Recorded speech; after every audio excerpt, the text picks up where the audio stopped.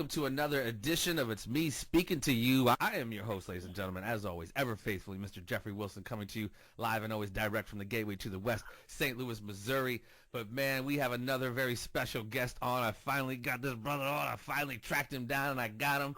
We heading straight to the D, folks, Detroit, Michigan, ladies and gentlemen. This brother here, man, I mean, I've known him for a minute. He happened to, a cousin of mine, Richard P. Wilson, what's up, Rich? Cuzzo, was in a band with him, and they've been working on music for years up in Detroit within a band called Roadwork. I don't know exactly, Rich has kind of moved away, and I don't know if there's affiliated anymore, but this brother, man, he's an amazing musician. He's been in the game for a great many of years, man, most notably 20-plus years as the bass player for the Dramatics.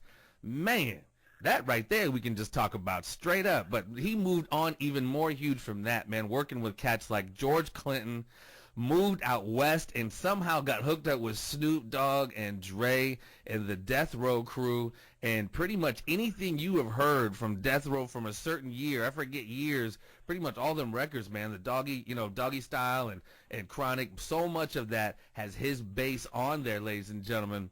Please welcome to the show. Like I said, I finally got him. Boy, I've been trying to talk to this brother for a minute. Mr. T Money Green. What's up, brother? Mr. Man, I'm glad to be here on here. T Money Green. What's up, brother?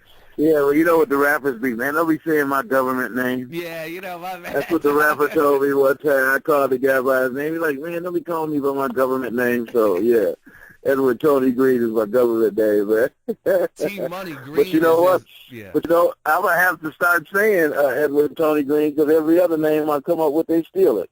Yeah. T Money, you know, it's a T Money now. At first, T Green, T Green, Right, you know. right. So, yeah, next I will be using my whole name, and if they steal that, then I'll just use my Social Security number. They can't steal everything. Hey, you got to do artist formerly known as T Money Green and come up with a symbol. Yeah, I do that. Yeah, I'll do the symbol. Yeah, come up with a big D for the Detroit, what is it, Detroit Tigers. So yeah, man, like I said, you've had such a long history in music. Man, we've talked throughout the years about trying to get like a documentary together, which hopefully we can still possibly do. After hearing your story so many years ago and like really hearing how deep you went, I was just astounded, man, because you were just obviously one of probably many folks in the music industry that have such a huge contribution to not just music, but this particular genre was so huge, man, and you played such a huge instrumental part that, you know, most people mainstream don't really know, you know what I mean? Snoop and Dre and DLC, everyone kind of gets the credit, as well they should, but behind that, man, and the root of it all is the bass, man, and you provided that. Before we jump into that, bro, man, like I said, you started out in the D, born and raised in the D, I'm assuming. Your musical roots, man, and the D is obviously a huge musical town. How did you get your start in the music business in the D, and how the heck, man, did you link up with the Dramatics, boy? 20-plus years. How did that happen, my friend? Well, as a kid, you know, that Motown music just blasting all over the airwaves, and, you know, it's just in us automatically, man. Listening to songs like when I had my first girlfriend in elementary and we broke up, when I was listening to I Wish It Would Rain, you know, going to school, listening to that, and, you know, all the songs. So we had several little singing groups, the Citations. I remember we had a group called the Citations. We used to wear these lime green outfits and sing in the you know, on the stage in elementary school. I went to a school called Pasture Elementary. And, but the music, I think what really spawned it for me is my stepfather is a famous jazz musician. And in my basement used to be people like Sonny Stitt, Gloria Lynn, Esther Phillips, Spanky Wilson, all of these huge, Jack McDuff, Yusuf Lateef, all of these huge musicians used to come because my dad played jazz. Well, first he tried to be he was on staff at Motown, but, you know, that was in the early days, and Barry Gordy wasn't really paying, you know, because he was just starting. I tell people, don't hate Barry, but, you know, when you start, you know, the money is not there like like people think, you know. Yeah. And then you're using all of the money to keep things going. So, yeah, naturally the musician is going to be the last on the list to get paid. Right. And my stepfather couldn't take it no more, so he just stayed in his genre, which was jazz. And we used to sit on the stairs and watch the bands rehearse, you know, watch them rehearse. And that even didn't really make me decide that I was going to play. Listening to Jimi Hendrix and looking at the album covers with him is what decided that I wanted to do it. And that's how I wound up playing Upside Down by accident, because we had a Fender bass, just like Jimi Hendrix had a Fender guitar. So I was looking at how Jimmy was holding it and looking at that Fender head. So the Fender head was pointing up, and I thought that's the way it should be. So I just started, and before you knew it, I knew about 3-4 songs. You were locked in. Yeah, my daddy caught me playing. He was like, "What are you doing playing my bass?" I said, "Well, Dad, I think I might want to play." And he's like, "All right, well, turn it over. You got it upside down. You'll never play like that." So that was the end of us right there. Yeah, I was on my own. I remember that when we first started rapping, man. That was kind of your thing, that you play the bass, but you play it upside down. That's very fascinating. Yeah, I just play it because I'm right-handed, and I play it upside down. But what I didn't know is Jimi Hendrix played it like that, but he changed his strings.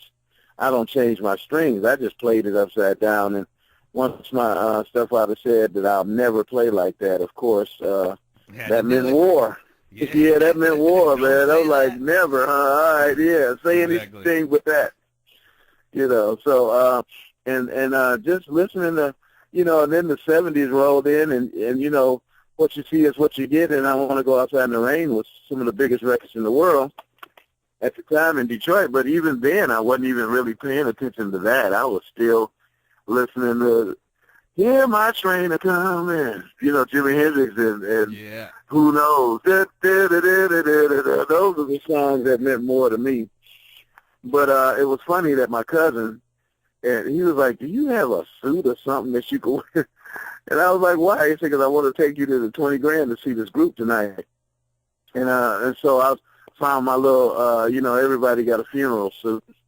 So I grabbed my little funeral suit, and then we went down to the 20 Grand, and I seen the Dramatics live. But, I mean, I enjoyed it and all, but it still didn't ring a bell or nothing, you know what I mean? So right. It's funny how, that things finally hit you a little later, and those records were just really big. And, I as a kid, I used to sell weed, and I ran into one of the Dramatics, and I became just a guy that would sell weed to them, and one day they asked me, "Dang, so this is all you do is sell weed?" I was like, "Hell no, man, I got a hell of a band, man. I play music." And they were like, "Where you play at?" And I told them, and every now and then LJ would always frequent the bar because he was kind of messing around with the female bartender. And, and I just became friends. And one day their band did a mutiny type of thing because they knew they had a big show coming up in California. And the band decided to go on strike to get what they wanted. And I guess the Dramatics was just tired of that. And I had a band, and they were going to use my whole band, but it takes a lot longer teaching 8 people a song than it does one. And what year is this you're talking about? What year is this? This was 75. Okay.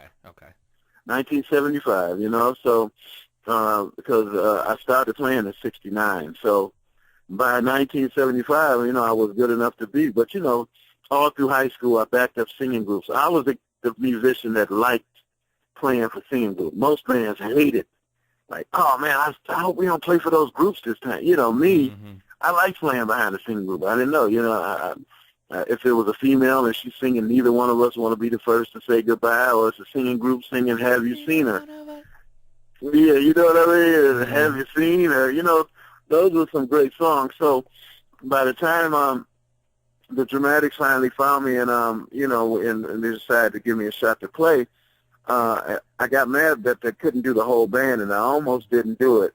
But, $250 a week, Blue Cross Blue Shield, unemployment when you're off, and all the travel is free, and the only thing I had to pay was my telephone bill. Well, when Ron Banks told that to my mother, because I was messing up in school, she said, "Yeah, he can go on the road because he ain't doing nothing in school, so take him." Mom sent you off. Yeah, she sent me off, especially when he gave her the roll down on that money. She was like, "Hell yeah, take you out of here." Because you know how we do. Most black families is like, "I'll be glad when you grow up so you can get a job to help me pay the rent." You know what I mean? You know how we, instead of saying save your money and teach you how to be creative with it. No, they be like, hey, get a job so you can pay the rent. So I fell right into that pretty good, man. Put your name on the orange juice. Yeah. But, you know, the Dramatic, that was a great experience. And, you know, and I had a big local following already. And, you know, it just was par for the course, man. It turned out really, really good. So 20 years, man. So that pretty much was the end of the 70s, 70 to 80, 80 to 90. So you pretty much were rocking with the Dramatics up until early 90s. Is that correct? I know. Yeah, I quit. went through different incarnations of band members, but if I remember correctly, but pretty much early 90s is when you dipped out. Yeah, I quit in 91. It was over. What happened was I had started kind of producing on my own. And, you know, prior to that, the Dramatics had broke up before, and we had some hiatus time. So in that time, because myself and Ron Banks wrote a lot of dramatic songs, and so I had got the studio experience really good. And then we had a couple hits on the group Fire Special, which was Ron Banks' brothers group. We had some hits with them. And so when it was time for me to try it on my own, you know, I just, you know, gave it my shot. And when 91 came around, David Ruffin Jr., his father had just died, and this lawyer put me and him together for me to produce some songs on him, you know. And David came into my life playing rap music after I quit the Dramatics. And I used to tell him, man, if you don't cut that mess off, bro, I'm a, you know, here he's playing the Chronic. So he playing the Chronic, and I mean, really at a bad time, because I was just in between. You know, when you quit something you've been with for 20 years or almost 20 years, right? It's, you know, you don't know anything else. And I heard LJ even said one time was, let him go. He'll come crawling back. So that was all in the back of my head, because most musicians that quit the Dramatics came crawling back, you know. Right. And I just didn't want to be like that. So I stuck it out with David and recorded him and got over, you know, listening to him playing that rap. I used to take the cassette out the box and throw it in the back seat. So I spoke prematurely, though. So if you were listening to the Chronic, you hadn't played on it. You hadn't linked up with Dre and them yet on the Chronic. No, Okay, copy that. Gotcha. Yeah, no. What happened was when so we listened to the so we decided to, when we did the last Dramatic show, I had brought David out to get a moment of silence for his dad, and he would the Dramatics would let him sing a couple songs before they came on.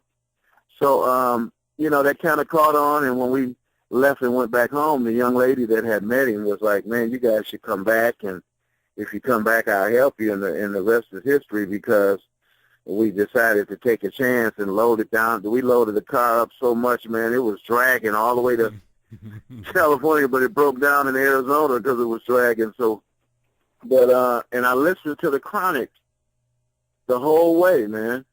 And it was funny because before we left, my sister said, Tony, come here, I want you to see this video. You know, she's younger than me. And I went down, and it was the Nothing But a G Thing video. So it's amazing how God prepares you for things that you don't even know, because I'm looking at that, and I'm like, wow, they poured beer over that girl. That's crazy as hell. Yeah. You know, and then I'm listening to the CD. I'm listening to the cassette, and I'm hearing gunshots and beat downs and all of this stuff that I never heard, so I was able to visualize it. Right. You know, and that really caught my attention, that I could visualize the effort. And then I knew Nothing But a G Thing was, I want to do something freaky to you. So I was just getting hip to how they could take somebody's song and turn it into something else, you know. So you had that you ear, know, so you heard. I just started getting hip. Yeah, I started getting hip to, like, wow, that's pretty unique, you know. Right. So when we got to California, David and the young lady would go out every day, and you know, and you know, meet different people and stuff. And I was kind of like down and out mentally, you know what I mean? I'm still not knowing what the hell is going to go on. Right. And the young lady said, well, T, look, you came out here to start a new life for yourself. You got to get out too. And I'm like, man, I don't want to go out. You know, my clothes is all kind of shabby and like that. And she was like, well, look, I'll help you. You know, you just got to get out. And the first day that I told her, okay, I would go, she took us to this club, and on the dance floor was, you know, Snoop and DOC and Warren G. was on the dance floor, and I'm still not knowing what's going on, but David Ruffin Jr. is with me, and he's the same age as those guys, you know? Uh-huh. So what would happen is he brought all of them over, So that was and they your introduced, end. you That was know. your end, David Yeah, Ruffin well, Jr. and we didn't know that was going to be an end either, because he just said, hey, I want you to meet my manager, bass player, you know. Yeah. And, you know, so they came over and met me, and I'm looking at these kids. They looking kind of shabby. You know, they didn't have no money yet. Right. Even though they had the hit record, it take a minute to get your royalties, you know. Sure. So we went out there while that record was a hit. So, you know, it's going to be a minute before you get your money, you know. So before you know it, Warren stuck around when the other guys left. Snoop and Especially DLC went talking back about out. Death Row. Yeah, yeah, you know, well, Warren stuck around, and because he's more of a, you know, musical. I mean, he was more of a, you know, a person who, you know, like he introduced Dre to Snoop. So that's just, you know, that's his kind of his thing. So he was like, man, David said you play bass, and I said, yeah, man, I play bass. You know, I was with the Dramatics for a while. He said, man, you should call my brother, because he needs bass all the time. And, you know, me being dumb and naive to the rap game, I was like, well, who's your brother? And David was mad because he'd been trying to teach me who these people are, and, you know, I'm not catching on quick enough. And he's like, Dr. Dre, I told you that, man. So I'm like, oh, okay, yeah, Dr. Dre, but who is Dr. Dre again? You straight up weren't hip to the NWA so much, even the prior. No. Okay. No, strictly Dramatics, man. And the fact was because I was able to write and stuff. When you're able to do all that you and be all that you can be with something, that you don't really think about everything else that's going on. You know what I mean? Right. So I didn't know anything about that mess, because if I did, I probably wouldn't have went. To tell you the truth, because at 34, 35, these guys are kids. Yeah. You know what I mean? And then I'm coming in. I couldn't even let them know I was with the Dramatics because I didn't want to seem old. You know what I mean? So I would never even mention that it. Giving you some musical cred. You know what I mean? I know, but I didn't even. Well, I told Dre, I was like, Dre, you know, I used to be with the Dramatics and all that, but it didn't ring a bell. I guess Dre was just like, well, you know, let's see, you know, what you can do. Damn, all that. Obviously, obviously it resonated because they wound up, you know, pretty much putting so much of that sound into a lot of that doggy, you know, that Doggy Style record and stuff. Oh yeah. Well, now one thing about it, once he, because when I finally, you know, so we called Dre for a whole week when Warren gave us the number and no answer. And I was like, man, forget this shit, man. And then that following Monday morning, about 8 a.m, the phone rang, and I answered it, and it was like, yeah, is T Green there? And I said, yeah, this is T Green. Who's this? And he said, it's Dr. Dre. I heard you play bass. I said, oh, yeah, man, I play bass. He said, can you come down to the studio today? And I was like, yeah, we can come down there today. What time? He said, I'm going to be in there about 1 o'clock. And he told us where it was and stuff. So we was all happy and went down there. And the young lady had a Benz. Where was this studio? Is this the Solar Studios? This was no. This was the studio on Bundy and called the Village. Okay. The Village Studio. That's where they were at. They were in a real prominent studio, and so the young lady had a Benz, and you know I told you we had a lowrider type of car, Impala, old '70 Impala, and she said, well, y'all should take my car, you know. And David was like, no, that's all right. We're going to take our car. We don't need your car. And I was thinking, I was like, David, I think maybe we better take her car, man. You know, what is going to hurt? Right. So when we pulled up at the studio, Dre pulled up at the same time. We both had the same car. Only his was convertible. No, we both because we drove the Benz. Oh, you wanted to make Dre had the same. Yeah, because I was like the Impala. I mean, it just wouldn't have looked right to me. And I'm glad we didn't, because I think it would have made a whole difference on the outcome of how things turned out. You think? Because we'd have pulled up because we'd have pulled up in a raggedy-ass Impala from Detroit, ugly green taxi cab color. You know, you could get out of it, and you don't look like you're really doing that. You almost look like, you know, you just looking to get in. He's not going to let you in the door. You're still going to go in and do the same music you did, and then be like, oh, shit, I'm going to fuck with you. I know, man. Right, you got it. You know what I mean? But it might have made a difference on the pay scale, though. What do you say? So let me just tell you. Yeah, I think so. Yeah, no, so hold that's on, true. because it's David Ruffin Jr. now, and it's the bass player, and we jump out of a Benz. He got the same Benz, only his is convertible. I feel you. We go into the studio. You know, we go into the studio now. He's got nothing but the G thing playing, banging loud as hell. I never heard music that loud. You know, I've been in a million sessions and never heard it banging like that before. You know, Right. and he said, "Do you know this song?" I said, "Well, I haven't learned it." I said, "But I know it. I can learn it real quick if you want me to." And he said, "No, I want to hear what you would do." You know. And I was like, "Oh, okay." And when I plugged in, man, I probably played about 50 bass lines right quick, man. I had nothing but a G thing sounding 50 different ways. He was like, "Stop, man. I got to have you right now." And that's, you know, and I was like, "Okay." You know, okay, like, and then so still not being hip to nothing or knowing about the NWA and stuff like that and knowing about the platinum records and stuff. I think that plays into your favor too, kind of like you're all shucks. I don't really know what's going on, but I just want to play some. Right, like, yeah, that worked as opposed to marking out like, "Oh, Dre, I love Dre, I love Snoop." You know what I mean? Right, yeah, I'm sure it did because I didn't know who the hell Dre was, and he could see that in my eyes, and I wasn't damn sure wasn't no groupie, and you know, so I stuck some hell of a bass on, and when he stopped me, he was serious, man. He was like, "Man, I need you right now. How much would it cost me to get you to play bass, bass for me?" And I was like, and me over the years historically have always downplayed my talent. I never knew I needed a lawyer the whole time to speak for me because if I speak for myself, it's always going to be messed up. So when he said that in my head, I'm like, well, hindsight's 20/20, man. Like, I mean, obviously, you knew the record business, obviously, being 20 years with the Dramatics, but you know what I mean? You don't, I mean, you're fish kind of out of water as far as, like, the environment. You know what I mean? You didn't know that the record was going to be as huge as it was. You know, no, I didn't know he was who he was. LA trying to get some dough and some work. So, I mean, I feel right, you. I mean, yeah, I mean, that's cool. I mean, go ahead. You know what I mean? So when he said how much, I tell you, in my head was going like, shit, tell him $50 every time we get together, $50 a song or something. You know, so instead, you know, and I was thinking to myself, if I said 50 and he frowned up, I would have said, hold on, well, 40 would do, and he probably would be frowning up because I'm too low, and I'd have been going lower and lower. Right. Because I wanted to have some, I wanted to get some money, Just get on. I feel yeah, he would have been, I would have said 40, and he would have frowned, and I was like, okay, look, no less than 30, bro. Yeah, but if you would have came in super educated, like, hey, I won 30% and I won 4 points on the back end, I wouldn't have got shit. You know what I mean? I wouldn't have got it. Yeah, I mean, you did it right, obviously, bro. I mean, Yeah. I mean, well, God, let me tell you, God is God in my career. I have nothing to do with it, period, from day one.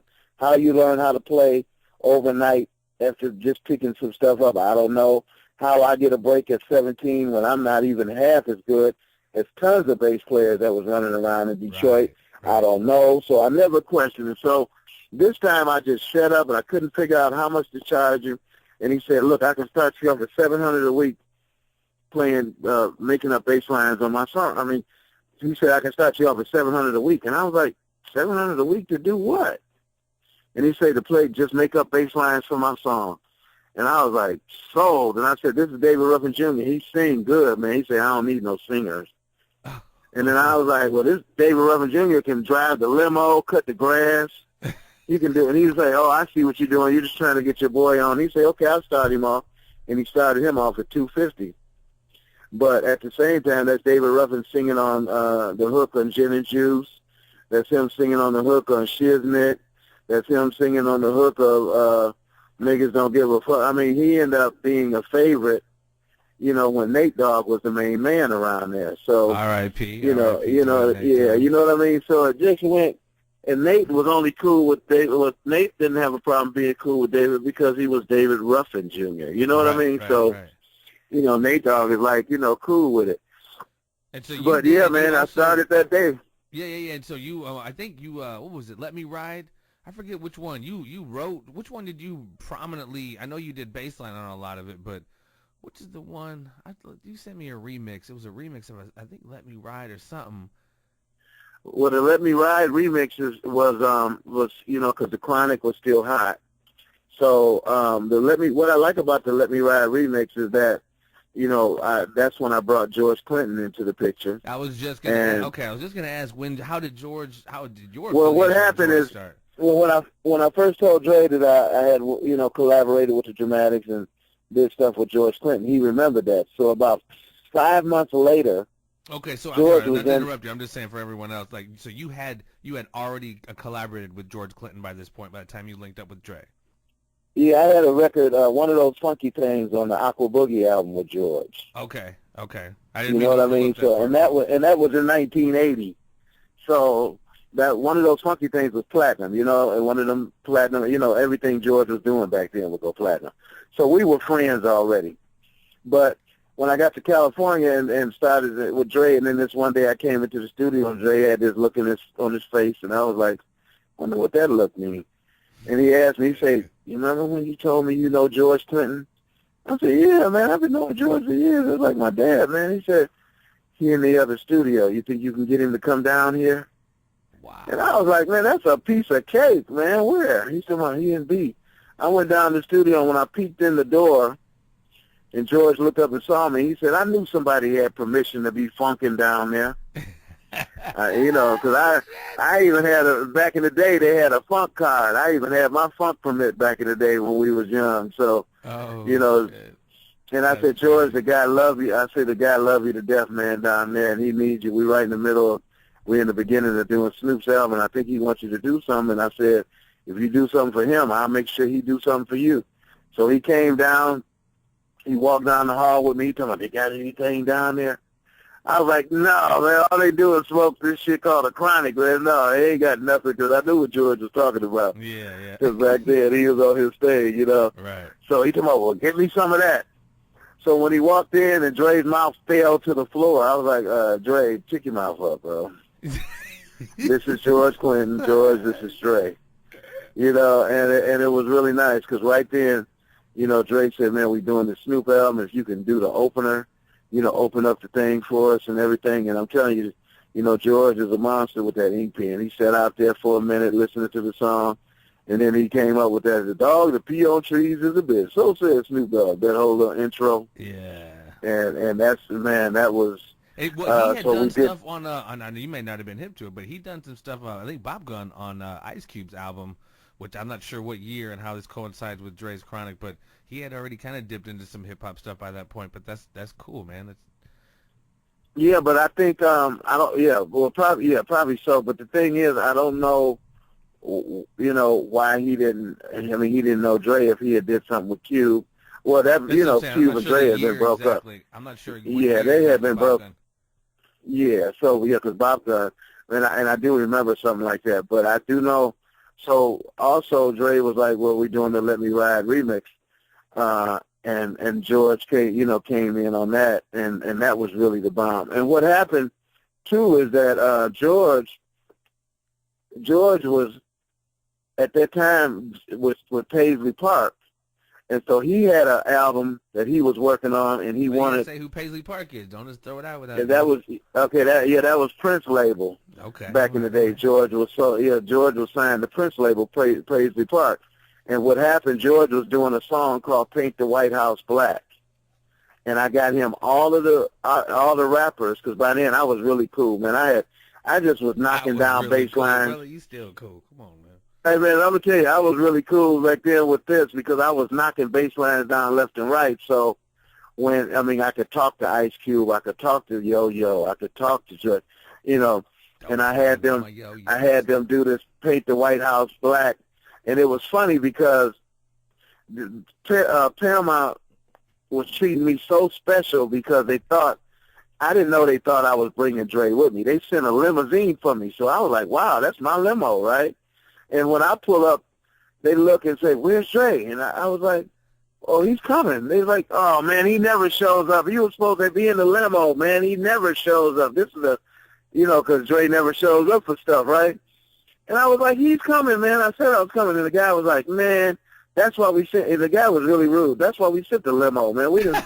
and next thing, I looked. I looked over. You were doing. What was that? Well, they was doing the paint. They were doing the Paint the White House video there at Paramount. So, and so at that point, then I said, hey, that's Dre coming right now. You see this white Testarossa Ferrari coming in, and he was all happy, and I was like, man, forget you, man. That's the wrong attitude to come off on me. I made sure I spilled all kind of stuff in the limo, did all kind of stuff to make sure he had a bill to clean up.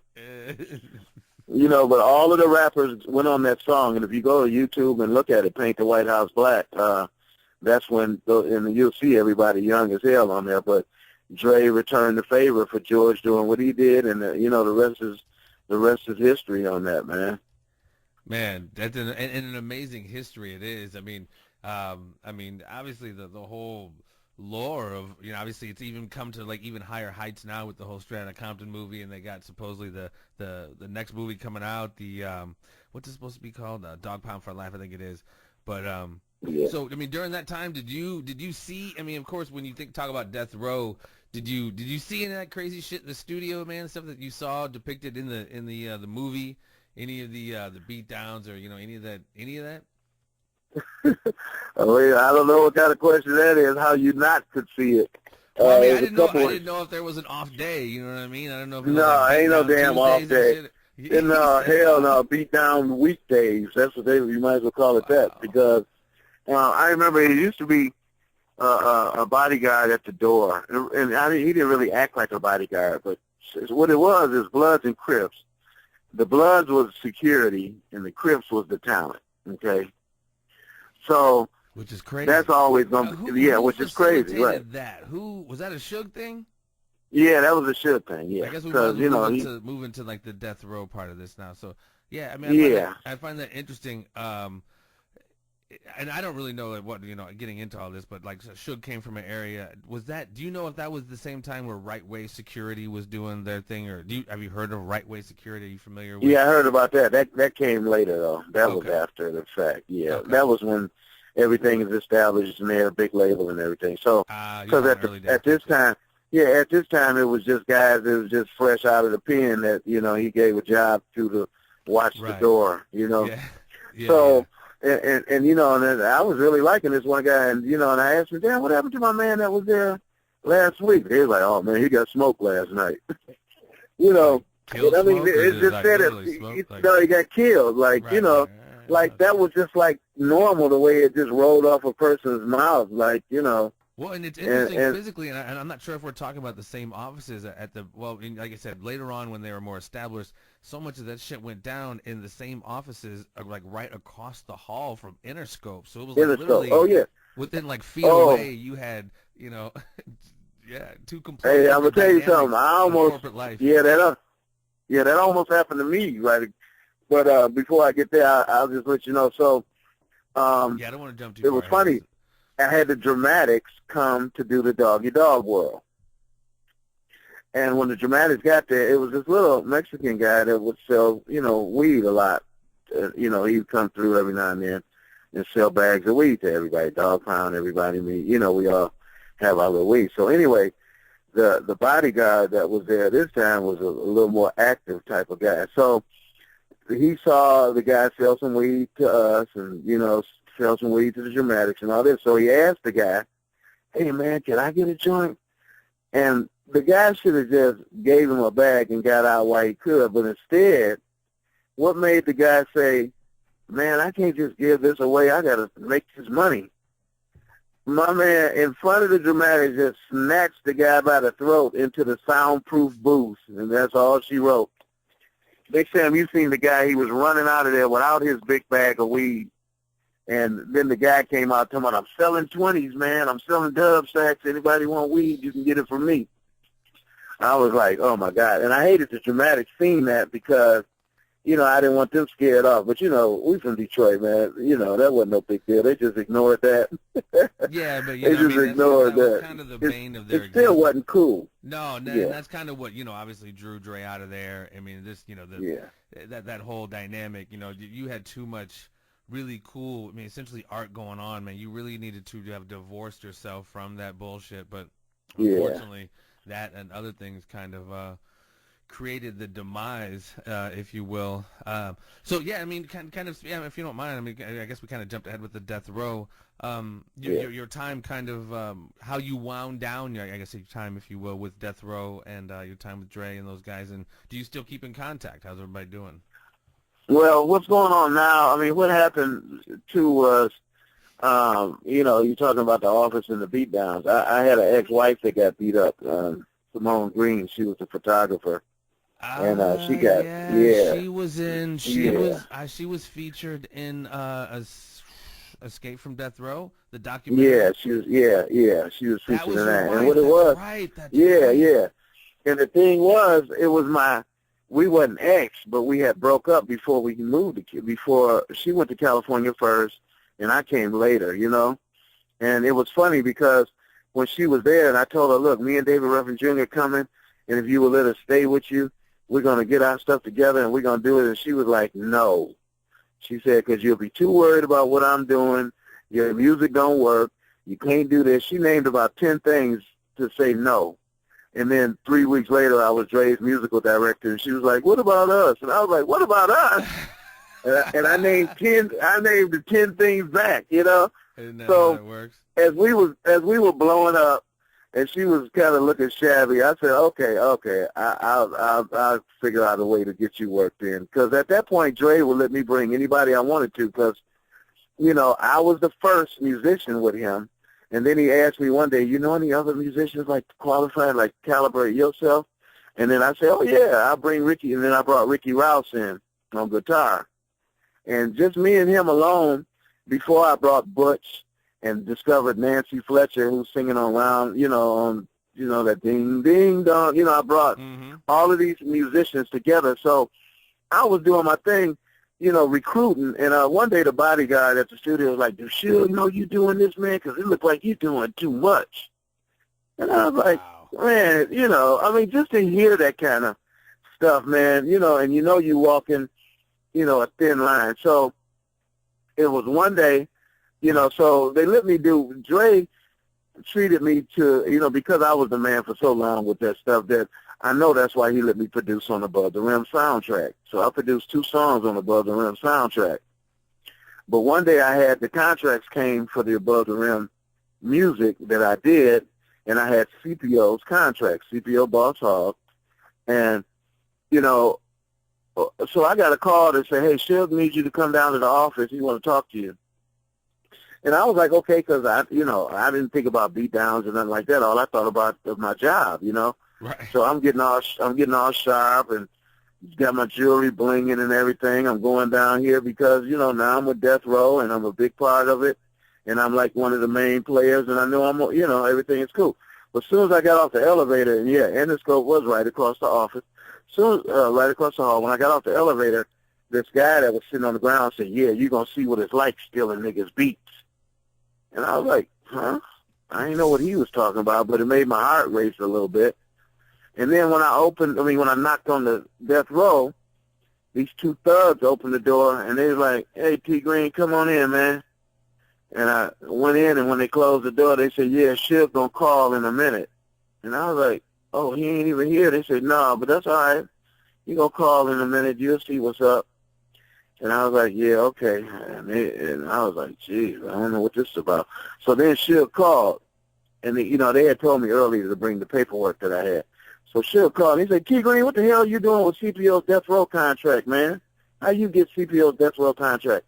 I said, Suge, I don't have that CPO's Death Row contract. I got his Above the Rim contract. They sent that to me to get to him. He said, well, CPO said you had his Death Row contract. Do you got the contract with you? I said, yeah. He said, get CPO and put him on the phone. So CPO came in, and I gave CPO the contract, and he read it, reading the front of it. He said, oh, it say my Above the Rim contract. He said, well, I thought you said it was your artist contract. He said, no, it's Above the Rim. Then he said, put T. Green back on the phone. And I got on there, and he said, T. Green, since I heard you stole the music to the Above the Rim song that you produced on CPO. And I said, I didn't steal the music. I said, sure, all I kept was the kick and snare, just the drum beat, and I added 24 other instruments to it, a whole nother song. I said, instead of changing it, and he said, well, that ain't stealing the song. He said, the guy said you stole his music. I said, I didn't steal his music. So he said, get Sandman. That's who it was at the elevator telling me we going to see what it's like stealing people's beats. So he came on, and next thing I heard him saying, well, no, he didn't do, he just took, he got my drum beat. And then Seb told him, that ain't stealing your song. He said, put T Green back on the phone. And so I got on the phone. He was like, all right, T Green, you can go, man. He said, hey, I'll just holler at you when we get back. So when I hung up, the two guys was like, man, I'm so glad that worked out for you like that, man, because we was just getting ready to have to fuck you up. Oh, shit. And, man, I was scared to death, bro. And I had on some cream pants and a cream shirt. That would have looked horrible going downstairs all bloodied up. Damn. You know what I mean? So it was a scary moment, and that happened twice. Scary moments like that. We were doing Arsenio Hall rehearsal it was going to do Death Row Unplugged on Arsenio, all the artists, and I'm rehearsing the band, getting it ready and everything, and I see Suge and them come in, and they look at me like I seen them look at people that did something, And I'm like, why are they looking at me like that? And the song was close to ending. I wanted to play the disco version of the song, man, like, how we used to do back in the day, 20-minute long, So as soon as the song ended and I tried to count off the next song, they was like, T Green, hey, Suge want to holler at you, man. And the thing was, luckily, Arsenio and all his people was there and everything. But when I came out and I was like, yeah, what's up, man? He was like, man, you got these. So I had these twins that I was producing, the girls. They were girls called Two-Face. And he said, you got them girls in the lobby. What's up with that? I said, oh, man, they rap. I said, they ain't, they really ain't good enough. He said, yeah, but they said you taking it. And here's what happened. When he saw the girls, he said, oh, what y'all doing in here? What y'all do? They said, we rap. He said, what y'all doing in here? Well, we here with T Green. He said, oh, y'all trying to be on the road, huh?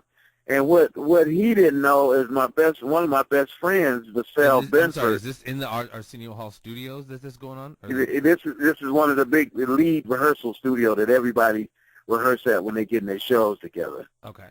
And so it wasn't Arsenio's, but it's where they rent out for the Arsenio show. Yeah, it was for the Arsenio. So right. They took me out of there to talk to me. And what it was, when Suge and them came in and seen the girls, and they asked, oh, y'all rap, y'all trying to be with the road? And they told them, see, my friend Vassell Benford had a label deal with Arista. And they were like, no, we going to Arista. Tony Green taking us to Arista. And he was like, Arista? He said, well, y'all was in Death Row Studio a couple times, right? And they were, yeah, we was in studio. But what they didn't know is that Dre let me record them, just to see what they sound like. He knew they wasn't that good either, but he was just giving me something to do, because back then they would have 6 studios booked and only one be used. So Dre was like, well, you can go on over to Skip Sailors and cut them because that studio ain't even being used right now.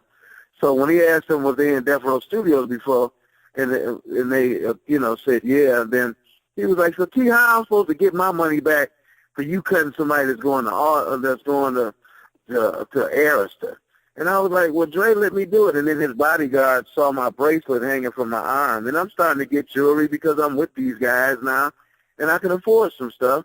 And the bodyguard just snatched the bracelet off my arm. And I knew when I said, damn, shit, I got that bracelet. I said, because I'm working for y'all and I finally can afford some stuff like that. And that's when Suge said, yeah, you're right. Man, give him his bracelet back. And the guy said, man, fuck that nigga. I knew what it was about then. They was going to try to catch me up in a cat and mouse. But I was just too smart. That bracelet didn't mean nothing to me when it really came down to me. So I just swallowed it and let it go. Whereas if I would have been like, Suge said, give me my break, and go over there and try to get it, then that was going to be a beatdown. But instead, because you just, hey, Detroit, you just have a little more natural instinct for stuff. So I was like, man, forget that bracelet. And instead, so Suge was like, so why are you dealing with this Arista? I said, Suge, listen, even though y'all taking care of me, and I can't deny that, but I'm running short on stuff because one thing about it, the more money you make, a lot of times the more money you need because you're spending more, Right. And I was just floating, and it was time for me to get ahead instead of floating, and then that's when he told me, look, anything you do, you bring to the row first, and let us tell you we don't want it before you do anything else. And he said, you can come to the office on Monday, and I'll cut you a check for 50 G's. Will that hold you? And I was like, yeah, man, that would be the bomb, man. He said, well, do that. And from now on, you deal with the row first. And I was like, okay, cool. But, man, I couldn't sleep Friday, Saturday, Sunday. I mean, I was just tossing and turning because something didn't feel right. And I told Dre about it. And Dre said, oh, don't go to the office. He said, I'll give you 20. If you just need some money, I'll give it to you right now. Don't go to the office.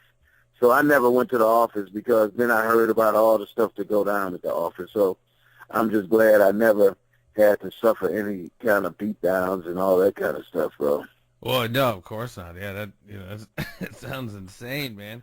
So I mean, not to get in too much. Was your and you wouldn't be the only one if it wasn't, because Daz had to sue and a whole other thing. Was your paper, not even your paper, was your business as far as contractually ever right with those guys? Well, no, because I'm gonna tell you something, man. And I was basically Daz sued years ago, and I think got like a $15-20 million settlement. I could be wrong on that number. I don't know if he ever collected, because I know Death Row at that point didn't really have shit, but many artists sued for RBX, several. Yeah, so, Me, I was never on in a contractual situation. I was just a side man, really. A glorious side man that did really good. Dre was, it started off at $700 a week, but it probably turned into, way more than that. I don't want to say the numbers, but sure, it turned into something bigger than that. But I was still the side man. I had never signed a contract. The one guy in the band, Barney, the keyboard player, he was getting a check, the side man check like I got, plus he was getting a salary check because he was on salary. So I'm just glad that I wasn't on salary, because I was able to walk without having to worry about it when it was all said and done, But no, the money, well, it changed. I remember one time we did the MTV Movie Awards, and Dre told me how much I could pay everybody. So when I brought the paperwork to Suge, he looked at it. He said, "Okay, this is what everybody making." I said, "Yeah." He said, "Cut this in half for me." And I was like, "Damn." Okay, well, let me see. I mean, it turned out horrible because people were expecting one thing and ended up getting something else, Yeah. But, so that, no, that's not good, especially when your name and word is on the line, Yeah. But people had a lot of respect for me, man, and I really helped and brought in a lot of people, because the Dramatics, the only reason why I quit is because we were doing one show a month.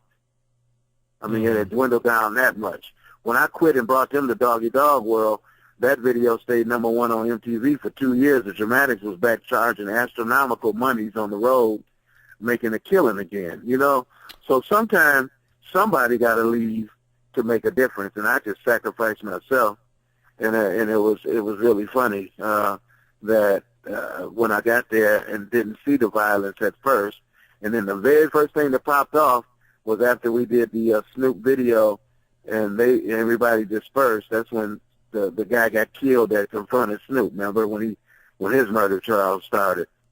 That was the first thing. The Robert Wildemariam with his him, because we had just the bodyguard did it, and Malik was the bomb, man. The bodyguard, he was a really nice guy, for the right. It's funny that when you split up for the day and then you hear on the news about a murder, and then you got to see your boy the next day and Snoop, and it was just a bad time for things, because it just changed a lot of stuff. But Dre nonstop would work, man. We would be in the studio every day, working, and I would always blow his mind with bass lines, man, because he was doing the Poetic Justice soundtrack, and he wanted to do that song called "Niggas Don't Give a Fuck," right? Mm-hmm. And the bass line was Bobby Womack's bass line to "Woman's Gotta Have It." That doom doom doom doom doom doom doom doom doom doom doom doom. Niggas don't give a fuck, nigga. That was the bass line, but they could never get it clear to do it, and they offered Bobby Womack all kind of money, and Bobby was like, I didn't write that song for brothers to be talking about girls and cussing them out. I wrote that for my mama or something, but what it really was, Bobby didn't own the song no more. You know what I mean? Instead of saying I sold that shit a long time ago. So Dre was just him and John Singleton sitting there. They can't figure out, what's going to happen. And John really wanted the song. And I said, well, Dre, put it on without the bass line for a minute. Let me just mess with it for a second. And I'm telling you, the first 4 notes I did was the first 4 notes that came off my bass is the same notes that's on that song right today. All I said was, doom, doom, dum, dum. And at that time, Dre was like, T, you the man. And I used to just love to make it, put a smile on his face all the time, man. It was like that with Gin and Juice. Gin and Juice, the drum beat is playing, the song is playing. I picked up my bass right out of the case, and I was like, doom, doom, doom. He said, that's it. I was like, all right, well, let me tune up, man, because I just took it out the case. I ain't tuned up yet. He said, don't touch it. I said, I got to tune up, man. Hold on, let me tune up. He said, don't touch it, T. I said, Dre, I'm a professional. I got to tune up. He said, tune up, you fired. I said, oh, shit, okay, well, forget it. I ain't got to tune up. You want it out of tune, nigga? You can have it out of tune. I was like, dum, dum, dum. And once again, that next thing you know, everybody drinking gin and juice because, right. The problem was up. The problem was solved. They ain't pitched in. Yeah, for real, man. And that was it. We used to, at the end of each session, it would be 2 gallons of Tanqueray and orange juice sitting up right there, and everybody would just sit around and kick it. I can't even, I will self-confess, man. Back in my day, in the old Davenport, Iowa, whatever year this was, 94, I think I was out of high school by then, maybe 93. The amount of times, the parties, I mean, this thing was everywhere. Plenty of chronic, quote unquote, especially not back then, and Gin and Juice was, I mean, dude, this thing was, that album, not just the Chronic, but the Doggy Style, I mean, that shit was on fire, man. Especially the Doggy difference Style. Because the difference in the Chronic and Doggy Style is that the Chronic was full of samples. That was samples. I was just going to say, you guys had a whole different sound. Cause that Snoop album was back to that old 70s kind of, dude. He took it back with Doggy Well, that's Style. because he had the guy. He had the guy and he knew how to play on that without even really letting me know that I was that important. Because, I would have loved to have been getting 10% for every bass line. You know what I mean? Thank God today the musician union that came up with a fund for musicians that played on those records to get more money, because I might have got $1,800 for the session, but the record go on and sell $70 million. I mean, it's just you're not YouTube getting video I was listening to, and the screenshots up right now, and this isn't even the official site is 3.1 million, and this is just on the YouTube hits. You know what I mean? So right, you know what I mean. So okay, go ahead. What'd you say? No, I was just gonna say it is very interesting now that you bring it up, because it kind of brought in around that time and still kind of that nostalgic, Fred Williamson, the old Huggy Bear, Pam Grier. Man, look, it ushered in. We was looking at Pam Grier. We looking at Pam Grier like, oh my God, we right here with Pam Grier, man. Do you know what that is? Yo, Foxy Brown. Oh, hell yes, dude. That's why Dre was immediately like, Pam gonna be, he swooped her up right quick at his table in the video. Right. He the man, he the boss, he could call the shot. And really, Suge would never be around that stuff, man. He was just thinking, Suge was really cool at first, man. I think, you just start to get the big head. It just reminds me of when I got with the Dramatics and switched up on my little girlfriend I had at the time. You just get the big head by accident. What do you know of a gentleman? I'm not sure if you might have heard of this gentleman. His name was Michael Harris, a.k.a. Harry O. Are you familiar with this individual? I'm familiar with it just through the stories, and then I talked to Harry O myself. He called from prison here to Detroit because I think he's out now. I think he's out now. Oh, really? And wound up getting between his wife Lydia, Lydia Harris, long story, man, but Lydia wound up suing Death Row because when it all started out, it really started out with finance from this gentleman by the name of Michael Harris. Right. He wound up going inside. And his wife kind of took things over, and then the corporate entities or the company entities that originally started Death Row kind of morphed into essentially Death Row, cutting out Michael Harris, and then your boy, which we can talk about, David Kenner, really facilitated. He was the lawyer for Death Row, facilitated not just this, but a lot of these guys getting out of a lot of criminal stuff. But she wound up winning this huge settlement, and then when he got out, which was fairly recently, he wound up having to sue her, and then they wound up splitting it. I could be wrong, but I believe that's how that went down. But Harry O was really financially essential for getting Death Row off the ground. Right, and and I heard about that, and then Harry O told me that himself, and it was funny because I had never talked to nobody from prison before, and every time you try to talk out of nowhere, you're talking to a prisoner from California Correctional Prison. You know, you hear that every 3 minutes. So, and we did a song that we wanted to use for him, but nothing materialized. Yeah, I was talking to Lydia for a while too. So, but I think what might have happened, she by accident forfeited the amount of money she would have got by taking a little bit of money up front. Which somebody, isn't that the old school music game? Like, yeah, that's almost because what they were like, doing to you. Let me just give you $50K now instead of signing off on perpetual money for your music. Yeah, interesting. Yeah. So, like I said, and then, but when it started really getting crazy, then Dre had us starting to record at his house. He had in his house built the same kind of studio, the same quality of studio that we were going to. Mm-hmm. And then that way he can just work around the clock at home. And, Dre was always under house arrest in the early days, so party at my house, I'll be like, of course it's at your house. Right. And none of those guys could cook, and I would be the barbecuer, and I really can't cook at all, but I could cook better than them, man. So I used to barbecue up all kind of stuff, man. We just sit there and eat and drink gin and juice all the time, man. Them was some of the fun days for me. We had MTV Raps came out with Five Fab Freddy, and we party like I don't know what all the time, man. I really enjoyed it. Well, yeah, I mean, if the videos, and you could tell the videos where, it's hard to just determine was that art imitating life or life imitating art with some of them parties, man. Did you get a chance? Were you around had you dipped out by the time Mr. Tupac Shakur came around? Well, what it is, the reason, when we did Snoop's album, it was about 70 songs recorded for his album, and Dre nailed it down to the songs, right? So all of these songs are left over, you know what I mean? Like California Love, it wasn't California Love, but it was the beat, and, all of these songs was left over, and then that's when Tupac came out. Now, at that point, I was doing more stuff with Warren, and things was phasing out a little bit because everything was so dangerous. And I'm really glad that I didn't have to deal with the Tupac situation because a couple of people because of him really got beat up bad. I'm just like I said, once again, it's God just guiding me in a different direction. So I didn't miss not working with him because my bass is still on those songs.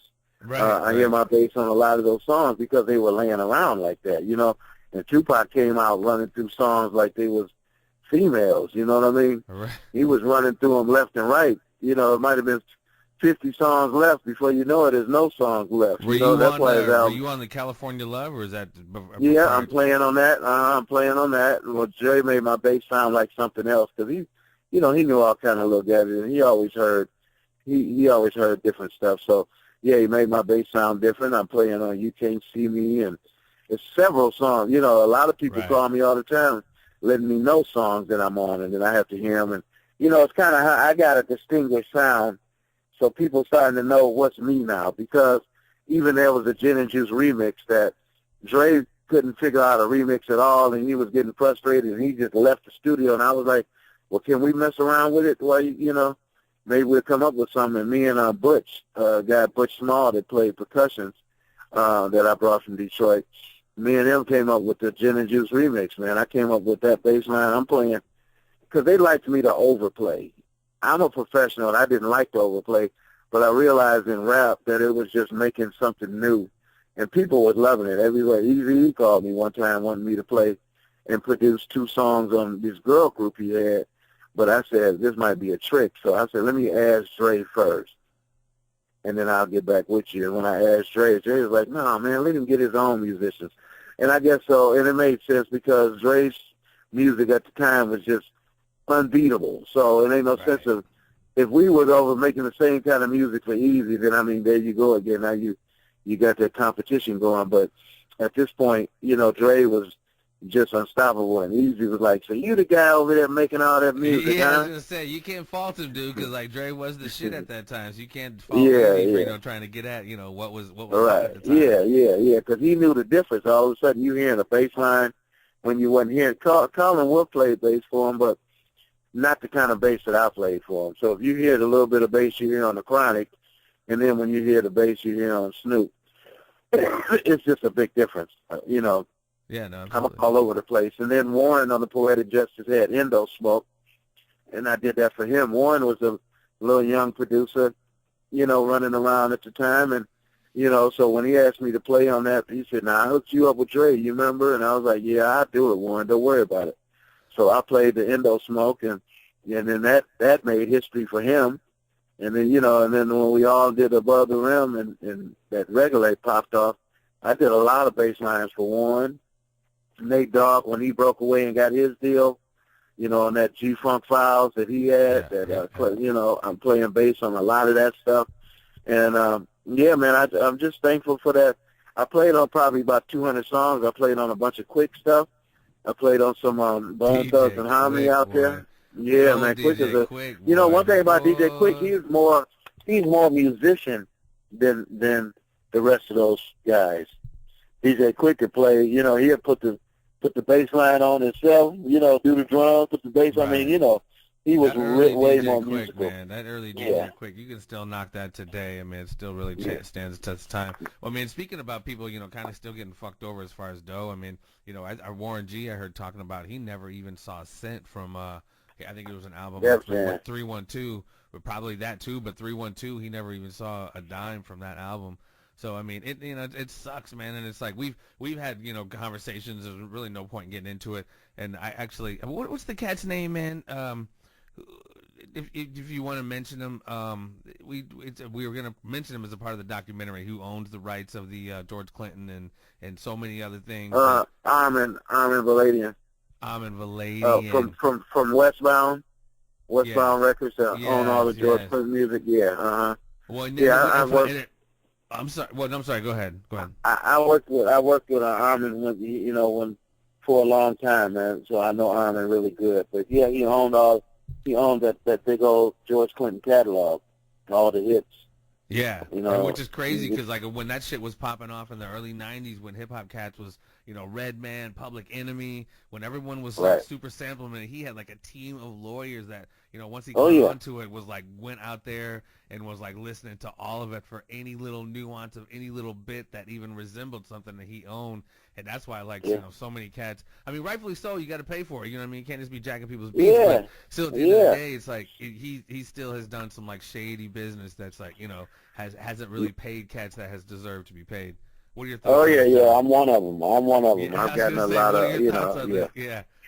Well, because I ended up coming from Death Row and going to Westbound because he asked me to come do some stuff. So I recorded an album on all of the members of Parliament Funkadelic except for George. George wasn't there, but these guys, they call themselves Original P, which is all of the guys, the bass singer, Grady, Fuzzy, Calvin, everybody but George.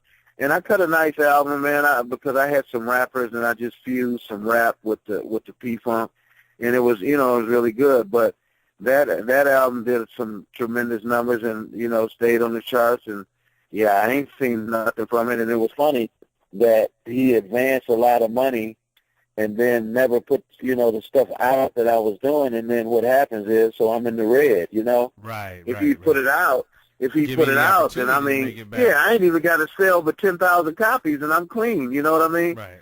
But when you don't put it out, it's almost like it's a great game that he did because he didn't put it out. Now it's me owing. So, and the funny thing is I told you I was getting royalties already from George on that one of these funky things. He just kind of like commingled it together, like, well, T, we'll just take it out of your royalties you already got coming in.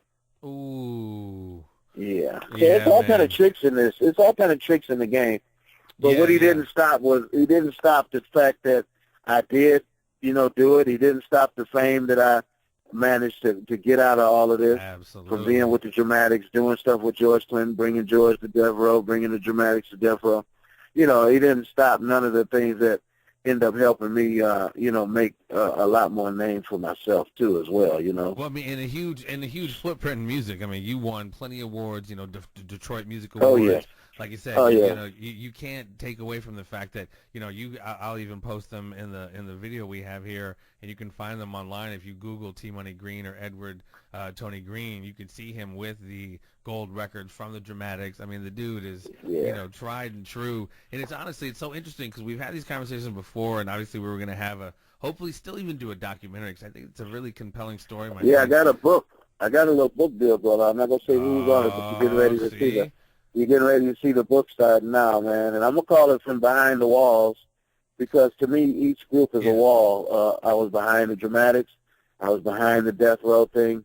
I was behind making George Clinton stuff happen with different things. And so behind, I made big moves behind the scene. And I'm all right with that. I didn't have to be up front. No, that's all right, man. That's back in the back. And automatically I turned up front anyway when the record come out because the bass was always booming. I mean, them basses, my bass lines in the rap, man, they made my bass so loud. I used to be like, can you turn it down a little bit? They're like, no, man, because they rattling trunks with it. You know what I mean?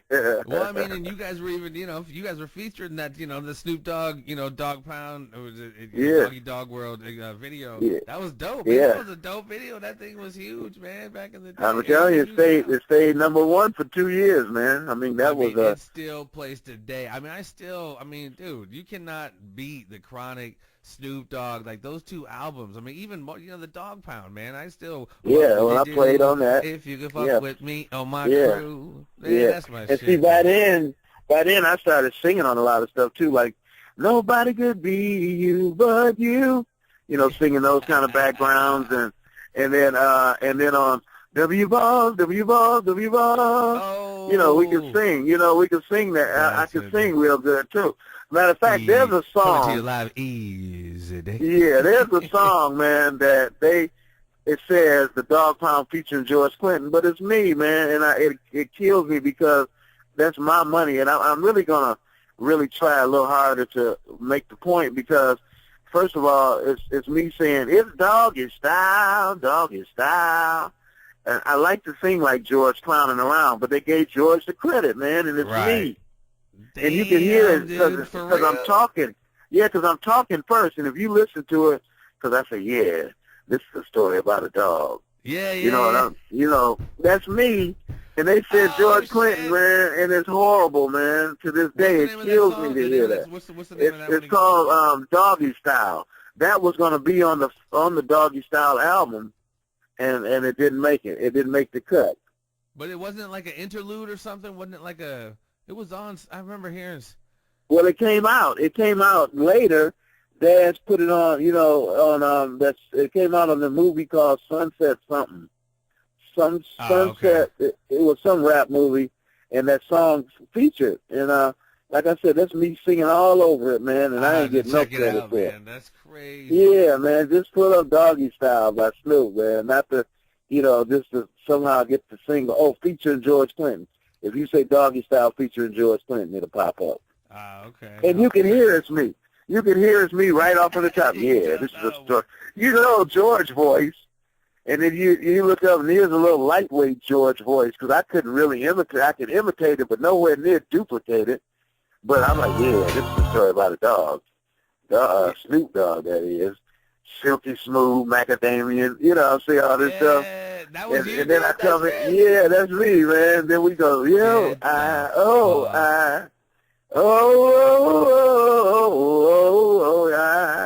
and they like George Clinton. I'm like, y'all ain't right, man. Then they started, I started getting dabs. I started getting my credits taken off a couple projects, and that kind of hurt my feelings too. So I got more of a, not bitter, but hurt feelings about this whole thing now. Sometimes I say, damn, I wish I didn't do anything. I wish I didn't bring the Dramatics. I wish I didn't do that. I wish I did. You know, a lot of times I say that, but I guess I don't really mean that I wish I didn't do it. I just wish they would appreciate it more and holler me out sometime, you know. Yeah, I mean You know, that seems to be so common theme, man. Like people just were willing to just take advantage, and yeah, in and a then move situation on. like that. Well, especially once the ship starts sinking at Death Row, it's like, man, do we want to really start cutting these fat fucking checks to T Money Green, Right. which you deserved, or do we need to Yeah. like whatever it is, consolidate things and just at that point it's like but that's so common, man. Artists are so getting fucked over by and not to liken obviously you. I had Kamala, you know who Kamala is, Kamala the Yeah. fucking wrestler. Yeah. I had Kamala the Ugandan giant on the other day, and he just had no clue about what he was in a match with the Undertaker. Undertaker got $500,000. Undertaker got 16,000. Just because overall he didn't know how to negotiate contracts and shit. But I mean, Right. I know, Yeah. but I know it's a little deeper than that in the music business. But when you start talking about points and percentages, Yeah. people don't Yeah. want to fuck with that, man. People don't want to fuck with that. No. It's kind of No, funny they because don't. they what's his name? The gentleman who owned Solar Records, Dick Griffey. Dick Griffey. Yeah, he had pretty much, when I had talked, a gentleman who knows him, and the whole thing back in the day was getting what they called a slave deal, which was pretty much getting the old school slave deal, which is essentially the equivalent of nowadays 360-degree deal, which is, we get everything, and you don't really get shit. All right. All right. Yeah. But it's cool to see you're still making music, man. You got, road work. You were still going. Oh my God. Bro. Yeah. Well, first of all, all the dramatic stuff that I wrote from years ago still, gets paid for that. Like I said, the musicians fund that came up for playing for people that's on those records are starting to acknowledge me on all of these different records now, and so that's very helpful. And and at the same time, I'm producing. I got this artist, Easy to God. We just finished his album. Easy's got over 200,000 Facebook fans, legitimate. He's got some videos in the million, and now what's going to happen? They're going to see me again, but behind the wall, and they're going to see me again, and this shit is going to be kicking ass like it is, and tons. And so what did happen out of this is I was able to create a vault of music. I got over 1,700 songs. It's close to 2,000 songs that I've mixed and mastered over the years because I came back from Death Row, and the line was wrapped around the studio I was at of people wishing that I could put them on. And so I just started cutting everybody, man, and just cutting and stacking reels. I got 150 reels of music, man, and so the catalog, and now my kids are old enough to help me, and they're so smart that now, man, I'm getting a chance to see all of these songs listed with the writers and because I want to make sure everybody, if I sell the catalog one day, then the people that had something to do with different songs in there will get money too. I'm not trying to do like I've been done to. I like to do it the right way. You know what I mean? Because it's just plenty of money for everybody. Look at all that money. If they were paying them big-ass checks, then maybe wouldn't nobody have got in trouble like they did instead of just being greedy like that, man. And that's what's so weird, man. That seems to be the universal truth. Almost every kind of incarnation, whether it's music or whatever, it's like people just can't just spread the wealth a little bit. I mean, it's not just about like having every damn thing and then everyone being like subservient to you. It's like, people oftentimes don't want to see other people doing well. They, from an egocentric standpoint, some people want to do well and then almost lord over other people, which obviously, that's dirty pool. Whatever. Well, cool. But I'm sorry, go ahead. But that's it. I tell you what, I'm happy with. Like I said, I started those guys when they met me. I was already famous. I just downplayed it. I had gold records already when I met them. You know what I mean? I had gold records. And a hit and 5 hit songs with the 5 Special and stuff like that. So when I, got a chance, and even the Village Recording Studio one day said, P, we got a client coming in that needs a bass. You think you might want to do it? It's going to pay good. And I was like, yeah, I'll gladly do it. I said they have to give the credit to Death Row. They have to say courtesy of Death Row. So they said, cool. And the guy's name is Robbie Robinson. And Robbie Robinson is a real big-time white guy from the band, a group called the Band. And, man, back then I was used to doing a session for you. It only take me 5 minutes. I'd come in, like even Cube. I'd come in, he have a drum beat going, I'd stick a hell of a bass on so quick that he had to hear it 2-3 times before he cut me the check, because he'd be like, wait, hold on, let's just make sure. And I'm like, go ahead, check. I don't make no mistakes. Look, next thing he had to sit down and write that check out. I was like, Q, boy, you had to choke you. He must have choked his checks out of his checkbook. Right, yeah. But he paid me. But Robbie Robinson, man, he was like, T, that was pretty good, but I think maybe if you dug a little deeper, I mean, before you know it, I was in there like 2 hours, man, and finally did the 2 songs, and I'm so happy I did it, because as soon as I went overseas, a big audience overseas knew who Robbie Robinson is and know that I played on that stuff. So, and I went overseas with Warren 3 times overseas. That was really beautiful. From Paris to Switzerland, we traveled the globe and selling out shows and everything, and so I really continued, because back in the day with the Dramatics in the 70s, we was on all the cool jazz festivals, 50 and 60,000 people. So I was just already familiar with the limelight and how to handle it. And it never fazed me to ever have the big head about it, because I just enjoyed doing it. And I could take it or leave it. So when it was over, it didn't matter to me. I knew I could always do something. And I stay in the studio now. Tuesdays and Thursdays, we're in the studio. We're cutting. I'm cutting constantly. I'm cutting, every chance. I'm always playing my bass. Tell my me band about is hot. Tell us about what you got going on with Roadwork. Okay, well, you can find it all on Reverb Nation and stuff like that.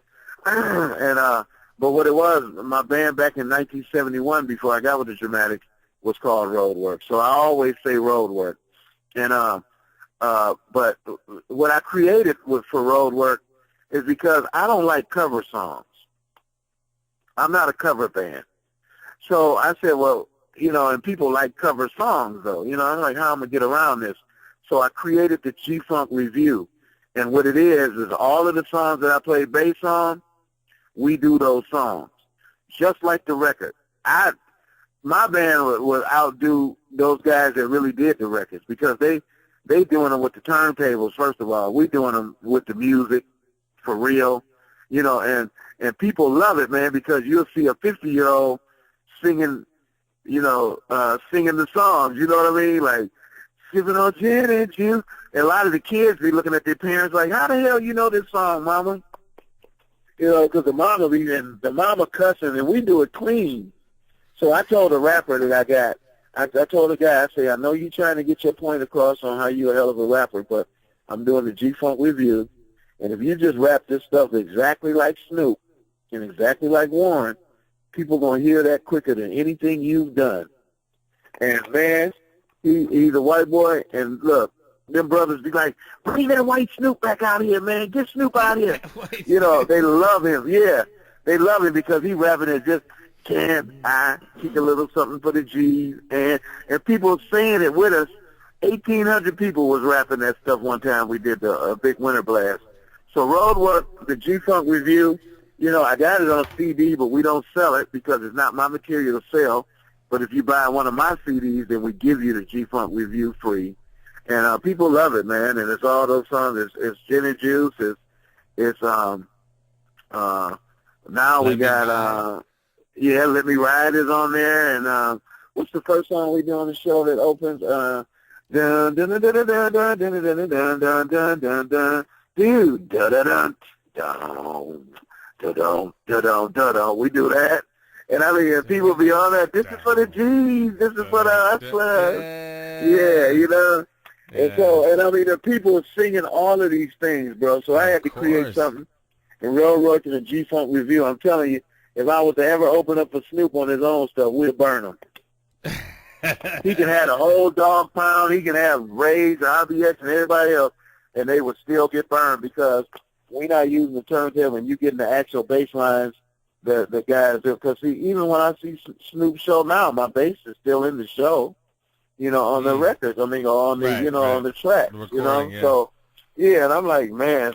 But those guys are, are great when I do finally get with them. But here's the problem: if you don't call me or make it where I can come down there without a problem, best believe that I'm not going to be sitting in the back of the stage waiting for you to pull up and acknowledge me and see me and wave, and then hopefully you like and let me in.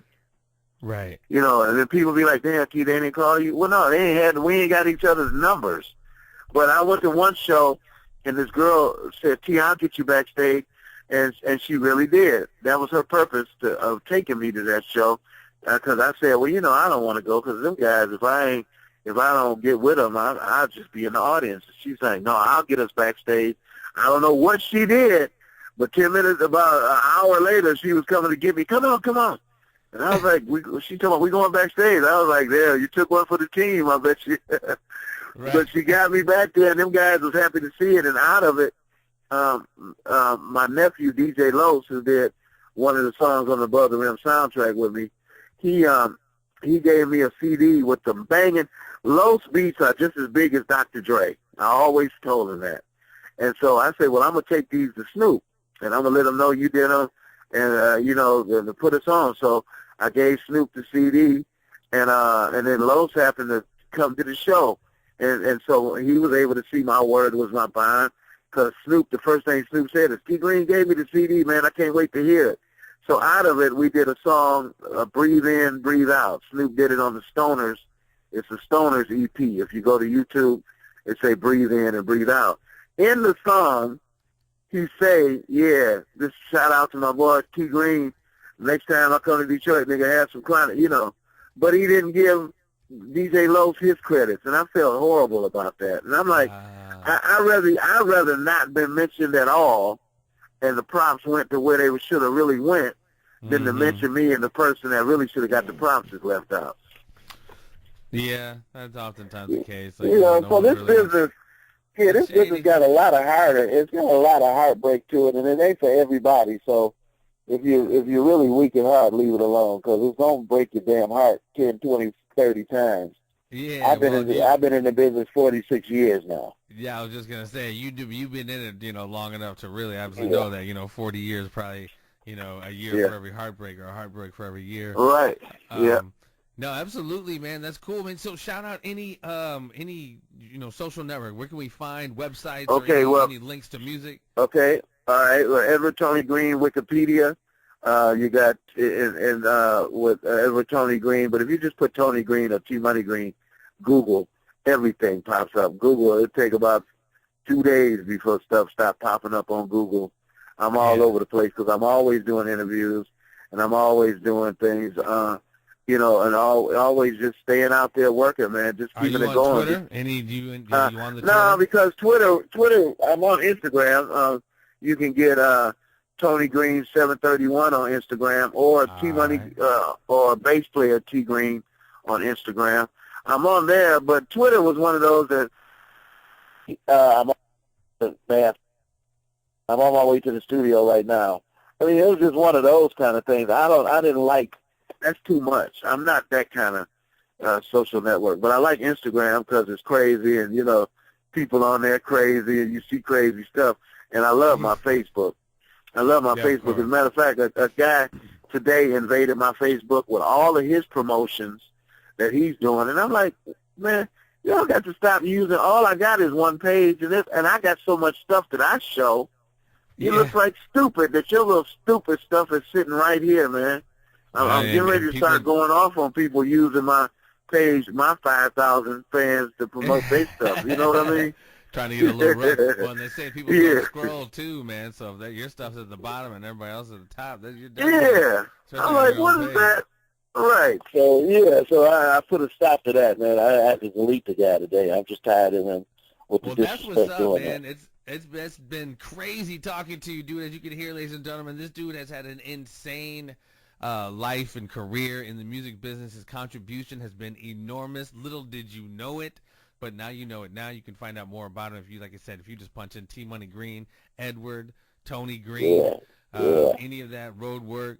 You can see, if you punch in if you punch in that name and then hit images, you'll just see pictures of him and DLC, him and Snoop, him and Dre. Yeah. Oh yeah. Wayne Yeah. talking shit. Him chilling in the studio. Ladies and gentlemen, this has been my man T Money Green. But I can't let you slide because, like everyone else, I have to have you do what everyone else does, and that is participate in our final segment of the program, and that is the Conspiracy Triangle of Doom, my friend.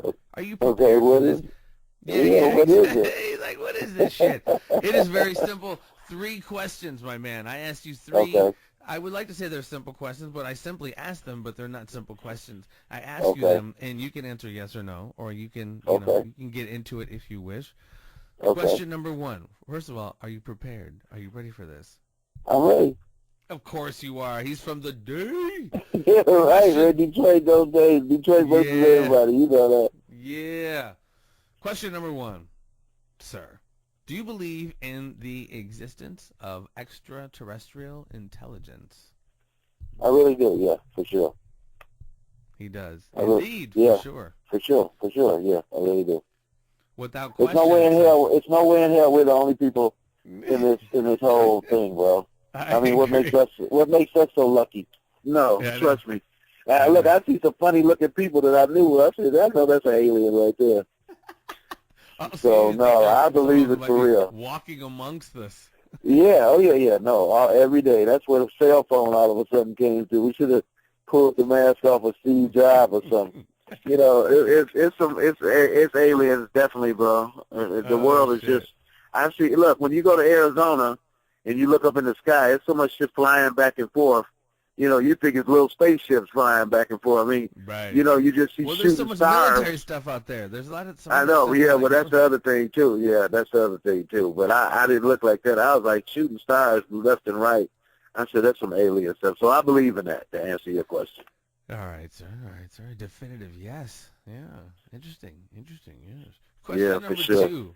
Yeah, no, it makes sense to me too. But I always like to ask. Yeah. Question number 2. Do you, sir? You might remember this event. Do you, sir, follow the narrative? Do you follow the official story? Do you believe the official story of the official events or the events of November 22nd, 1963, which was the assassination of President John Kennedy? We have Lee Harvey Oswald in the building with his rifle, firing 3 shots, doing what he did. And then, of course, we have conspiracy talk. Where do you fall on this subject, sir?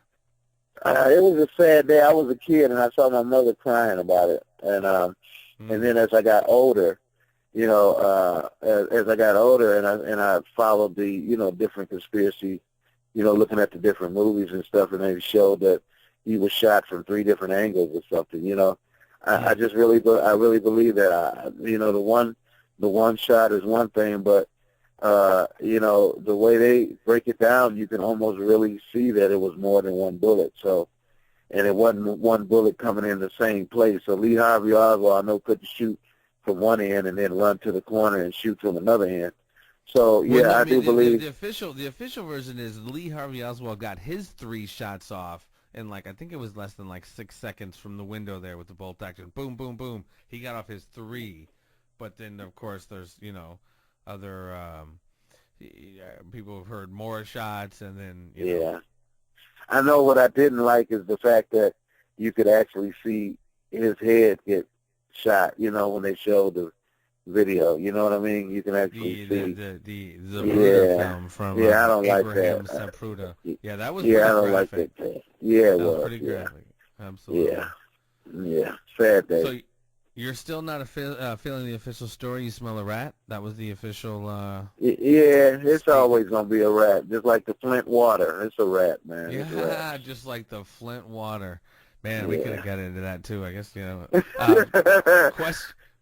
Question number 3, my friend. A little bit more contemporary, a little more updated conversation on following narratives. Do you, sir, follow the official narrative, the official chain of events, the official story of September the 11th, 2001?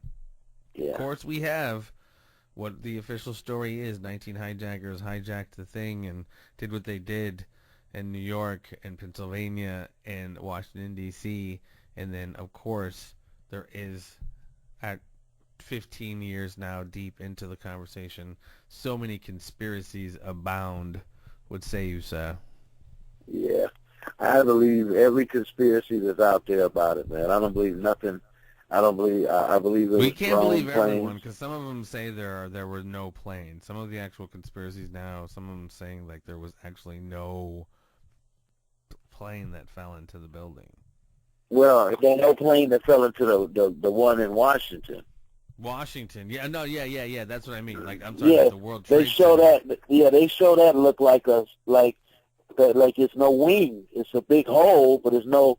You know, you would see wings. You know, the plane it would naturally it's going to be a spread. You would Instead, think, it's just right? a big. Yeah, well, I mean, it's obvious it would have to be. Well, I It's mean, a but that's what plane. I'm saying. They ask you to not believe your lying eyes. You're just like, hey, Yeah, this well, is I just a can't do that, hole. man. I cannot do that. I cannot do that. Well, All but I see, that's know, what's so scary. Yeah, I'm sorry. Go ahead. yeah, all I know is our government is for to get away with the things that they get away with, and then here we got a mayor that stole a few dollars, and he's sitting in jail for 28 years, and then we got Who's this, somebody else that Kwame? poisoned. Kwame? Yeah, and then we got a governor that just Didn't he poisoned kill the whole somebody damn too? city. Didn't he take Well, somebody out? yeah, that's a conspiracy. You know what I mean? Well, that's one of those Oh, conspiracies. That's possible though, but no, I don't. because I have no idea. it was a dancer, it was a female dancer that came up dead. So you never know, what Right. really happened. But I do know that our governor is responsible for a whole city being, poisoned. So that's something different. But yeah, that whole 9/11 was fake. I seen the conspiracy where the building was shaking before the planes hit. So they were saying that bombs was going off in the bottom. I do know that Mm. all the gold came up missing that used to be in the World Trade Center in the basement. So where's all that at? And the fake wars that come behind. I listen to Jeb Bush now running for president talk about we're going to build a strong military. All that means he getting ready to send all your kids to get killed. So he Yeah. definitely not going to make it because the kids ain't for that. So he's not going. You can bet he's not. He told me, man, we're going to build a strong man, and we're going to go out and kill ISIS. No, there you go. You guys created ISIS. So yeah, that whole 9/11 to me was just and that was the beginning of we better pay attention to what the hell is going on, man. We better be paying attention to the air they get you from the food, the water, the air. I mean, look how much food we get now that's just poison, and we don't know. I mean, what is Kentucky Fried Chicken? It ain't Kentucky Fried Chicken no more. It's KFC because it's not chicken. It's the GMO. When you pull up GMO chickens, they got 3 legs, 2 heads, just from all the steroids and stuff, and we're eating that stuff, man. I just don't understand what they want. A planet empty or what? I just don't know, man. But 9/11, yeah, that's some fake shit, man, and a lot of people got killed from it, man. I think the planes was drones. We see how drones, now they got big drones. We see that. You can make stuff all day long when ain't nobody paying attention to you. So I think it was drones that fell into the plane, but it was just sad to see people actually jumping to their death because of the fire under their feet. That was real startling. Startling. And then Very you're startling. looking at it, and we're looking at it. We're able to see it. It was horrible. But I know, what would I do? I couldn't sit there and just burn at the feet either, man. That would be, but I don't know if I would jump over knowing that my, you're like, it's like you don't know what you'll do in a situation like that. But Yeah, I know I stay out of tall buildings for that reason. I do. Yeah. I mean, I think about it too oftentimes, and that's so unfortunate because I just never really thought about it before. But Right. yeah, that whole man jumping out of the building, that had to have been a real tough decision. Yeah, and then you see it, and the thing is, we had a chance to see people jumping over because the floor was just so hot that it's like I'd rather jump. Well, you're jumping to your death because there's no happy ending at the bottom of that. Yeah, and that's such a weird. And as I've seen so many documentaries about that, you literally juxtapose literally their life an hour or 2 hours, 3 hours before getting up, doing their normal routine, getting up to a job that they probably made a pretty decent amount of money at. And if you were to tell that person, like, dude, in a few hours, you're going to jump to your death to avoid being burned. You know what I mean? It's just like, it's just one of those unfathomable scenarios that just really, really, really, you know, big day, really messes up. Yeah, man. I'll never forget that. 11 days later was my birthday, and my birthday is 9/22. So, and I was in the studio 9/11. Matter of fact, when it was going down, I was on my way to the studio, and when I got in there, they said, wow, I seen everybody staring at the TV, and I was like, what y'all looking at? He was like, oh, you didn't hear? Look at this. You know, and I was like, oh, my God, what is that? And then all of a sudden I seen the second plane coming. I'm like, is that getting ready to go? And I mean, look, this stuff we can shoot out of the sky in a moment's notice. The first plane, when it hit, okay, you got me. But the second plane should have never got there because our military is so quick. You know what I mean? Yeah. So all that was just too much, man. It's just too much. Yeah. And now I just see more and more things happen left and right. It's just keep, you know, and we just gotta prepare for the worst, bro. It ain't gonna get no better. He said prepare for the worst. And honestly, I mean, you guys are really dealing with it up there in Michigan, man. I don't even know how far. I mean, how do we know our water is clean? I'm worried about Flint is, you know, what, 60 miles away? Yeah. So how come our water can't be tainted and we don't know? Well, you know what I mean? I mean, there's so much of that, you know, tainted food, tainted water. But I mean, in Flint, it's visually obvious that is like not, you know. I wish they would make Snyder and his family drink the water. That would be his only punishment for me. Yep, I would just have his family and him drink the water for 90 days. Just drink it. Just drink it for 90 days. And then I'd be okay. I'd be, all right, you can get away with it now. Because I know whatever's going to happen to him is the same thing that's happening to everybody else that drank it. So, you know, it's just sad that we have lead poisoning is never good for anybody, and that's, you know, as we know, that's just a way of, you know, it can't be doing anything but killing people off eventually, if not immediately, slowly. Right. Yeah. Wow. From the streets of Detroit, baby. Well, and you're near the inner area around Detroit, in Flint area. How far are you from Flint? I'm like, you know, Flint is like 60 miles from me. I mean, you know, it's 60. I mean, it ain't far. Not like that. Not far It ain't far. It ain't far enough for what's going on. And I got a lot of friends in Flint, and that's what's that makes it worse. That is a huge area, and it's definitely obviously a huge problem. And you know that problem's not going away, and obviously it's going to be something that needs to be addressed. And it's being addressed, but you know, probably not soon enough for those people in that area. T Money Green, Edward Tony Green. 20 years with the Dramatics, bass player for Dr. Dre on Death Row Records for many tracks, ladies and gentlemen. We will post a link to his goodness right here on this video for YouTube. Thank you so very much, my friend. Man, it has been so great. I finally tracked you down, man. You're a busy cat. Yeah, I know, man. I'm sorry. I had to do it, man, because I promised you I would do it a long time ago. Absolutely, and we still want to get a documentary together. I'd love to have that happen. Let's do it. I'm going to get you to call my radio show. You know, every Friday I do an internet radio show from 5 to 7, which would be from 4 to 6 your time. But from 5 to 7 on tapdetroit.com. Tapdetroit.com. My show is 5XL, Large and in Charge. And we deal with, my partner is a weed activist for medicine. I mean, he's really good. He knows everything. He's fighting a good fight. He's changing laws at Lansing. And then I do all the music. I mean, I talk all the musical guests, and all I play is my songs from the vault. I don't play anything else. So you'll hear all these different songs. Yeah, I just play all of my stuff. I mean, why play somebody else's? You know what I mean? I got 1,500 of my own. Yeah, and I mean, people love them, man. So, yeah, I'm going to get you to check in. But this Friday, tapdetroit.com. From 4 to 6, if you think about it, but from 5 to 7 Eastern Standard Time. Yeah, and by the way, Richard Wilson, forever in my heart, man. We wrote so many songs that now that I'm starting to play some things, I mean, he's gonna be great. He's like my prolific songwriter. If I got a track and I can't think of anything, he is a monster with the hooks and stuff like that, man. So Richard Well, Wilson, when you hear this, just know I gave you your props, bro. absolutely. Richard P. Wilson the second, the cat. Yeah. I mean, I grew up with this cat. We used to, you know, the Wilson clique back in the day. We used to, boy, we used to honestly stuff snowsuits with clothes and beat them up and pillows for, as like, you know, we used to be into professional wrestling, dude.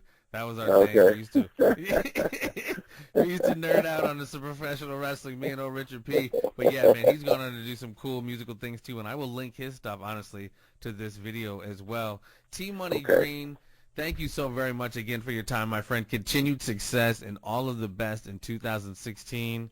It has been my pleasure, my friend, and feel free to come back on anytime you want to let me know what you got going on. For sure, man, because we got Easy the Guide coming up. When you check that out, easytheguyde.com. Check that out, man, and you'll see a new hot-ass artist that's getting ready to come out and make me able to forget about all of the other stuff that people don't want to acknowledge me. Well, I won't be acknowledging them either. Was it New Easy? Say it again? No, it's Easy the Guide. He calls himself Easy the Guide. Just Google that. Oh, okay. And he's all over the place. Yeah, and like I said, this guy is next. He's next. So check him out, bro. Easy the Guy. Copy that. All right, my Yeah, man. and it's EAZIE, the Guide.